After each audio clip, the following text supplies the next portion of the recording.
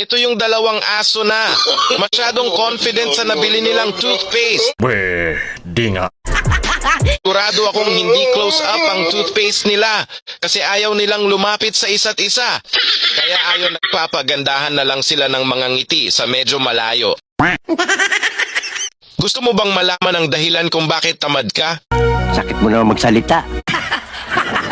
Simple lang. Payo number 1. Humiga ka muna. Pag-isipan mo kung bakit ka tamad. Kung hindi gumana, subukan mo ang payo number 2. Kumain ka muna para baka kailangan mong energy para makapag-isip ng maayos. Pagkatapos kumain kung hindi pa rin gumana, ito na ang payo number 4. Mag-cellphone ka maghapon.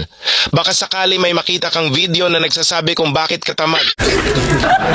Pero kung wala pa rin, subukan mo na itong payo number 5. Ewan ko na lang kung hindi pa ito sa'yo umubra at malaman mo na kung bakit ka tamad. Matulog ka na. Baka sakali, mapanaginipan mo ang sagot.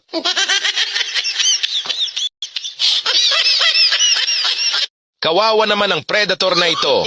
Sa sobrang gutom, akala niya nakahuli na siya ng mahabang isda. Sarili niya lang palang buntot. Kaya wag na wag kang magpapagutom kasi baka mapagkamalan mo na ring pagkain ng sarili mo. Ganito yung mahiyain mong kaibigan kung makatingin habang ikaw may junk food na kinakain.